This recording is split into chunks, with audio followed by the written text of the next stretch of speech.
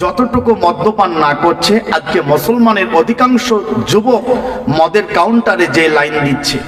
যে দুই বন্ধু বুঝলেন, একটা হিন্দু হোটেলে ঢুকেছে, দিয়ে বললে বিদেশি মাল হবে, মানে বিদেশি মদ খাবে, দেশি খাবে না। বলে হবে, বলে এক প্লেট ভুনা মাংস হবে, বলে মাংসটা কিন্তু হালাল চাই, মানে আল্লাহর নাম নিয়ে জবাই করা। কেমন বুদ্ধি বলছেন, দেখেছেন কেমন বুদ্ধি? বলে চিন্তা নেই, তোমাদের মুসলিম দোকান থেকে মাংস এনেছি হালাল, বলে কোনো চিন্তা নেই। কেমন বুদ্ধি বলুন তো? খেতে এসেছে মদ হারাম আর মাংস দেখতে এসেছে হালাল। এরা জাতে মাতাল, তালে ঠিক। তা না হলে সে এক ব্যক্তি বুঝলেন, বিসমিল্লাহ, এক ব্যক্তি বোম্বাই গিয়েছে, তো বোম্বাই বলছে একটা সিঙ্গারা দেখি। তো বোম্বাই তো হিন্দি আর ভাষা বুঝতে পারেনি, তো বাঙালি মাথায় হাত দিয়ে বলছে এ আচ্ছা সমস্যায় পড়া গেল তো। তখন সে বোম্বাইওয়ালা বলছে ভাই সমস্যা নিবে? বলে দাও ভাই দেখি তোমার সমস্যাটা। দিয়ে হাতে নিয়ে বলছে যার নাম সিঙ্গারা তার নাম সমস্যা। তো মুসলমান ছেলেরা বলছে আমরা মদ কিনে খাবো, ওই খাই কিন্তু বিয়ার খাই। ওরে বোকা, যার নাম মদ তার নাম বিয়ার। এ জাতিকে কে বুঝাবে? এ সমাজ কোন দিকে যাচ্ছে? জান্নাতি ব্যক্তি যখন জান্নাতের মধ্যে প্রবেশ করবে, আল্লাহ রাব্বুল আলামিন তাদেরকে সারাবান তাহুরা পান করাবে, যেটা পান করলে মাথা ধরবে না, ভুল বকবেন না, অজ্ঞান হয়ে পড়বেন না। আর এখন যদি কেউ এক গ্লাস মদ খেয়ে নেয়, বেটাকে বলছে কেমন আছো ভাই, বলে তোমার জ্ঞান নাই, বেটাকে ভাই বলছো? বলে এক গ্লাস খেয়েছি রে, দু গ্লাস খেলে তোর মাকে শালি বলতাম। তো আল্লাহ বলছে আমি মদকে হারাম করেছি। মদ পান করা তো দূরের কথা, মদ যদি কোন মুসলমানের হাতে লেগে যায় নাপাক হবে। তারপরে মুসলমান কি করে মদ্যপান করতে পারে? তো আপনার আমার জিন্দেগিটা হবে রব চাই জিন্দেগি। আমাদের জিন্দেগিটা কেমন হয়েছে? মন চাই জিন্দেগি, রব চাই জিন্দেগি আর মন চাই জিন্দেগি কিন্তু এক নয়। মন চাই জিন্দেগি, আমি সুদ খাবো তো আল্লাহর কি, আমি ঘুষ খাবো তো আল্লাহর কি, আমি মদ্যপান করবো তো আল্লাহর কি, আমি পরকিয়া করবো তো আল্লাহর কি, আমি বিড়ি সিগারেট গুটকা জর্দা খাবো তো আল্লাহর কি। এটা হচ্ছে মন চাই জিন্দেগি। তো আপনার আমার জিন্দেগিটা হবে রব চাই জিন্দেগি। সুদ খাবো না, ঘুষ খাবো না, মদ্যপান করব না, পরকিয়া করব না, বিড়ি সিগারেট গুটকা জর্দা খাবো না। এটা হবে রব চাই জিন্দেগি। আমার রব কিসে খুশি হবে? বিড়ি সিগারেট খেলে আপনার মুখ দিকে দুর্গন্ধ বের হবে, মস্তিষ্ক নষ্ট হবে, জৈবন নষ্ট হবে। আপনার মুখে দুর্গন্ধর কারণে আপনার স্ত্রী, আপনার ছেলে মেয়ে আপনার কাছ থেকে দূরে সরে যাবে। অনেক মুসল্লি আছে দেখবেন, মসজিদে যখন আজান হয় তারপরে বিড়ি সিগারেট টানতে টানতে এসে মসজিদে উজু বানাচ্ছে।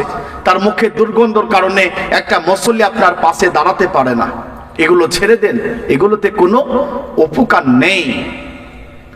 অনেক মানুষ দেখবেন যখন মসজিদে আজান হয়, নামাজ হয়, দেখবেন কিছু কিছু মানুষ দেখবেন চায়ের দোকানে বসে সময় নষ্ট করে, তাসের আড্ডায় বসে সময় নষ্ট করে, কিন্তু মসজিদে নামাজ পড়তে যায় না। একটা উদাহরণ কি জানেন?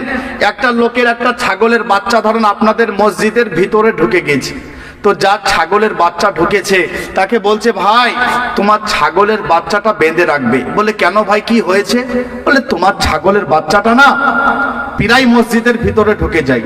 বলে ভাই এই ছাগলের জ্ঞান নেই বলে সে ঢুকেছে। বলছে আমাকে কোনোদিন মসজিদে ঢুকতে দেখেছেন? তার মানে কি বলছে বলুন তো? যে ছাগল বোকা বলে ঢুকেছে আর আমি বুদ্ধিমান তাই ঢুকি না, বরং আপনি ছাগলের চাইতে আরো খারাপ। তো আপনারা যারা এসেছেন, আমরা যারা এসেছি, আপনাদের আজকে জলসার প্রধান বক্তা হাবিবুল্লাহ ভাই, কিন্তু ইনি প্রথম থেকে মুসলমান ছিলেন না, তিনি একজন হিন্দু ছেলে। আমি ভাইয়ের সঙ্গে এসেছি, আমাদের মুর্শিদাবাদে বাড়ি। তারপর আমাদের একটা চ্যানেলের ইউটিউবার ভাই এসেছে, হাফেজ নুর আলম ভাই। তো আমরা তিনজন এসেছি আমাদের মুর্শিদাবাদ থেকে আপনাদের দিনাজপুরে। তো আপনাদের জলসার প্রধান বক্তা, আজকে প্রধান বক্তা হচ্ছে নবমুসলিম হাবিবুল্লাহ ভাই, ওনার জীবনী শুনবেন, উনি কিভাবে ইসলাম কবুল করলেন। তার জীবনী যদি আপনি শুনেন আপনার চোখ দিকে পানি আসবে যে আমরা মুসলমান হয়ে আমরা কি করলাম। তিনি একজন অন্য ধর্মের মানুষ, আল্লাহ রাব্বুল আলামিন তাকে হিদায়াত দিয়েছেন। তার জীবনী শুনবেন, আপনার ঈমান বাড়বে। তার কথা শুনবেন, কিছুক্ষণের মধ্যে আপনাদের সামনে আসবে, আলোচনা করবে। আর আমি যেটুকু পাচ্ছি আপনাদের সামনে একটু দিনের কথা বলবো, যেন আপনারা সকলে নামাজি হতে পারেন। আল্লাহ যেন সকলকে হিদায়াত দেখ এবং হিদায়াতের উপরে রাখুক। আল্লাহর কাছে দোয়া করব, আপনারা আমার জন্য দোয়া করবেন। তো আমরা যদি আমাদের জীবনের যদি পরিবর্তন না চাই, আল্লাহর কসম করে বলছি, আল্লাহ রাব্বুল আলামিন কোন জাতিকে পরিবর্তন করবে না যারা যতক্ষণ নিজেদের পরিবর্তন না চাইবে। তা না হলে আজকে দেখুন, আপনাদের আজকে এই যে উত্তর দিনাজপুরে জালসায় হয়তো কিছু লোক আছেন, কিন্তু আজকে হাজার হাজার মানুষ রাস্তাঘাটে ঘোরাঘুরি করছে, তার মানে তারা পরিবর্তন চাই না। আল্লাহ রাব্বুল আলামিন তাদেরকে পরিবর্তন করবে না। যারা পরিবর্তন চাইবে আল্লাহ তাদেরকে পরিবর্তন করবে। সূরা রদ 13 নম্বর সূরা আয়াত নাম্বার 11, আল্লাহ রাব্বুল আলামিন কি বলেছে জানেন? ইন্নাল্লাহা লা ইউগাইরু মা বিকাউমিন হাত্তা ইউগাইরু মা বিআনফুসিহিম। কোন কম, কোন জাতি, কোন দল, কোন এলাকা, কোন গ্রাম, কোন শহর, আর কোন জেলা, আর কোন ব্যক্তি তাদের জীবনের পরিবর্তন না চাইবে, আল্লাহ বলছে আমি তাদের কোনদিন পরিবর্তন চাইব না। তোমরা চাইলে আমি তোমাদের পরিবর্তন ঘটাবো। তো আমরা যদি কেঁদে কেটে নিজেদের জীবনের পরিবর্তন আনার চেষ্টা করি, নিশ্চয় আল্লাহ আপনাকে আমাকে পরিবর্তন করিবে। আমরা যদি চাই ভালো হব, ইমানদার হব, নামাজি হব, আল্লাহ আপনাকে আমাকে পরিবর্তন করবে।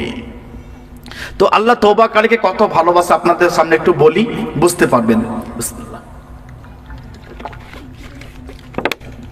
পাপ আপনার হতে পারে, আমার হতে পারে, কিন্তু যারা ফিরে আসে আল্লাহর দিকে, আল্লাহ রাসূল সাল্লাল্লাহু আলাইহি সাল্লাম বলছেন তোমরা যদি পাপ না করতে, আল্লাহ রাব্বুল আলামিন এমন এক জাতিকে দুনিয়াতে তৈরি করতেন যারা সকালে পাপ করার পর বিকেলে আল্লাহর কাছে ক্ষমা চাইতেন, বিকালে পাপ করার পর রাতে আল্লাহর কাছে ক্ষমা চাইতেন। তো পাপ আপনার আমার হতে পারে, কিন্তু পাপ করার পর যারা তওবা করে, অনুতপ্ত হয় যে আল্লাহ আমার জীবনে এই অপরাধ হয়েছে, আর হবে না।